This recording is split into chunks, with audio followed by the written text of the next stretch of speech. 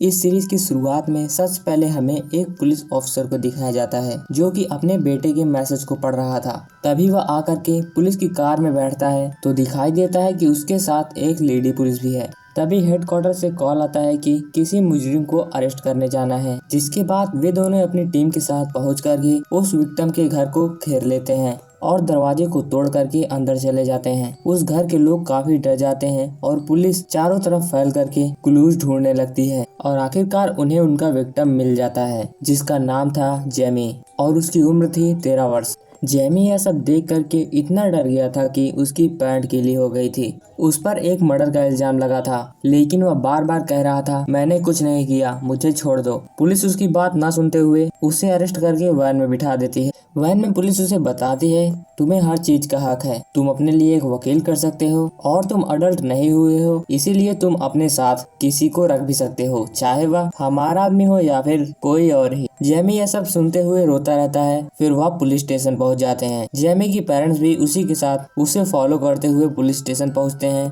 Police station में जाते ही Jamie से उसका नाम, एज ये सब पूछ करके रजिस्टर कर लिया जाता है। फिर उसको बंद रखने के लिए उसे एक सेल में रखा जाता है, जिसे वह ड्राई सेल कहते थे। फिर पुलिस जाकर के उसके पेरेंट्स से मिलती है और वकील के बारे में डिस्कशन करती है कि क्या तुम्हारा कोई फैमिली वकील है कि हम उसे प्रोवाइड करें। फैमिली लॉयर न होने की वजह से पुलिस उसे एक वकील प्रोवाइड करता है। फिर एक नर्स जेमी का स्टेटमेंट लेती है कि क्या उसे कोई बीमारी है, क्या उसकी दवाइयाँ चल रही हैं। इन सब पर जेमी ना कर देता है, जिसके बाद नर्स अपना काम खत्म करके वापस चली जाती है और तभी लॉयर भी आ जाता है। लॉयर पहले जेमी के पेरेंट्स से मिलता है और उनसे जानकारी लेता है कि ये सब कैसे हुआ। उसके पेरेंट्स सब कुछ बताते हैं कि कैसे पुलिस उनके घर में घुसी और कैसे उसे अरेस्ट किया गया और कैसे जेमी ने सपोर्टिंग अडल्ट के रूप में अपने ही फादर को चुना है।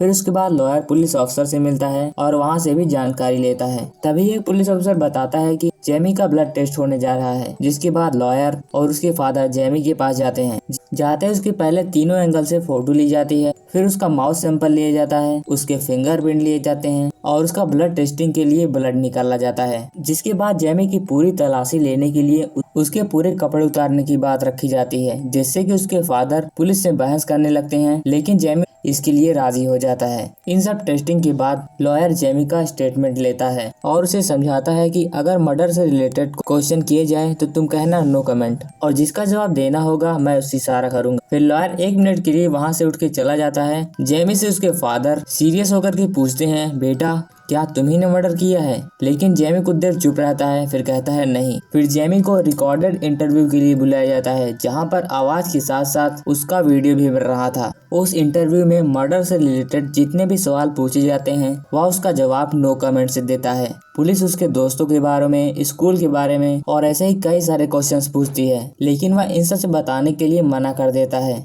फिर पुलिस उसे इंस्टा के कुछ स्क्रीनशॉट्स दिखाती है, जिसमें कि जेमी ने कुछ मॉडल की फोटो अपलोड की थी और उसकी फ्रेश जो पोस्ट थी उस पे कई सारे कमेंट आए थे। फिर पुलिस उससे पूछती है कि क्या तुम्हें लड़कियों से अट्रैक्शन होता है, तो जेमी इसका जवाब देता है यस। पुलिस उसके गर्लफ्रेंड के बारे में पूछती है तो नहीं कहता है, और एक पोस्ट दिखा करके वह जेमी के दोस्तों के बारे में पूछते हैं। जेमी उनके बारे में बताने से मना कर देता है, अपने फादर का कहा मानने से, और पुलिस को अपने दोस्तों के बारे में बता देता है। फिर से पुलिस उसी क्वेश्चन पे आ जाती है, कल रात तुम कहाँ थे, क्या पहने हुए थे, क्या तुम्हारे पास इस टाइप के जूते हैं? जूते वाले क्वेश्चन को लेकर के यह हाँ कह देता है। जिसके बाद उसे लेडी पुलिस एक लड़की की फोटो दिखाती है जो कि जेमी के साथ ही और उसके क्लास में पढ़ती थी। उसका नाम केटी था। पुलिस जेमी और केटी के साथ उसके रिलेशन के बारे में पूछती है। जेमी इसके बारे में ज्यादा कुछ नहीं कहता है, लेकिन ये पूछता है क्या इसी का मर्डर हुआ है, जिससे कि जेमी पुलिस के जाल में फंस जाता है। फिर पुलिस उसे कैमरे की कुछ तस्वीर दिखाती है, जिसमें कि जेमी कीट का पीछा कर रहा होता है, लेकिन जेमी अभी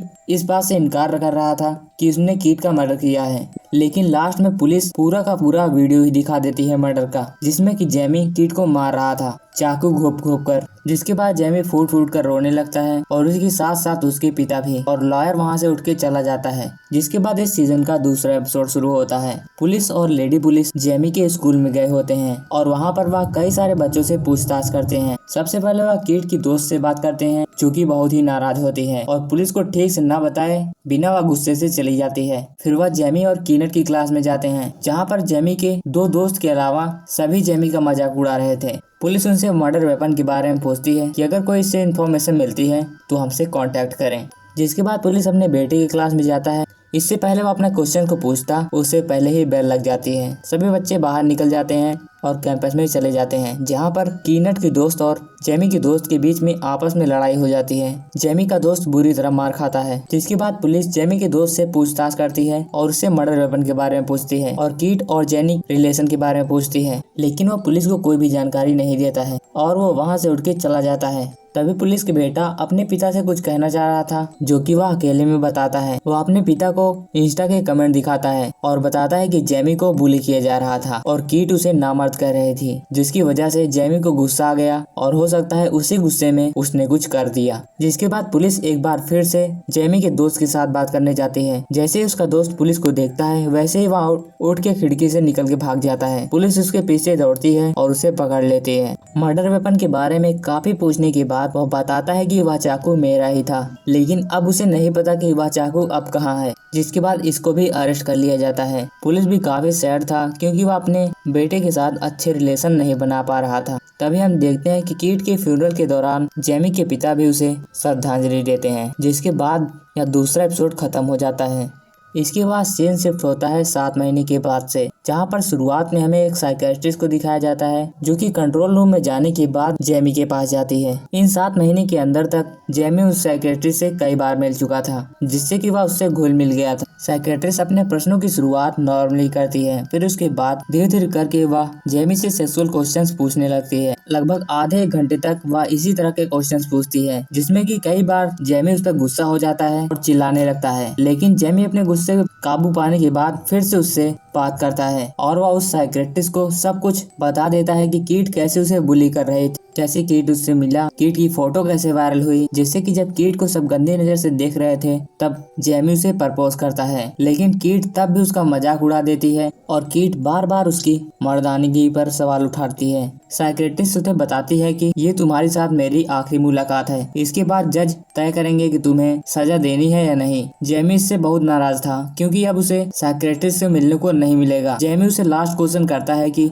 क्या तुम मुझे पसंद करती हो? साइकियाट्रिस्ट इस पर कुछ नहीं बोलती है। जेमी गुस्से से बहुत चिल्लाता है और तभी गार्ड जेमी को वहां से लेकर चला जाता है और इसका ये वाला एपिसोड भी यहीं पर खत्म हो जाता है। अगला सीन हमें क्राइम के 13 महीने के बाद से दिखाया जाता है, जब जिम ट्रेनिंग सेंटर में होता है और उसके ऊपर एक्सपेरिमेंट चल रहे होते हैं और उसकी फैमिली के क्या हाल हैं। जेमी अपने फादर को एक खत भेजता है कि उसके फादर का आज जन्मदिन था। जेमी के पिता अच्छे खासे मूड से बर्थडे मनाने के लिए निकलते हैं। तभी वह देखते हैं कि उनके वैन पर किसी ने नॉन से लिख दिया है स्प्रे पेंट से, जिसके बारे में वो अपने पड़ोसी से पूछते हैं कि क्या किसी ने देखा है, लेकिन किसी ने भी नहीं देखा होता है कि किसने इस वैन पर लिखा। तभी जेमी के पिता साबुन को घोल से उसे साफ करने की कोशिश करते हैं, लेकिन वह साफ ही नहीं होता है। तभी साइकिल से एक लड़का उसके फादर का मजाक उड़ाते हुए नॉन से कह जाता है। उसके फादर को बहुत ही गुस्सा आता है, जिसके बाद वो अपने फैमिली को रेडी करता है कि पहले वह गाड़ी धुलवाएगा, फिर उसके बाद फिल्म देखने जाएगा। वो अच्छा खासा तैयार होकर के घर से बाहर निकलता है गाड़ी धुलाने के लिए, जहाँ पर वह एक पेंट खरीदता है। जहाँ पर जेमी के पिता देखते हैं वही बंदा जिसने उसे नॉनसेंस कहा था उसका पीछा कर रहा है,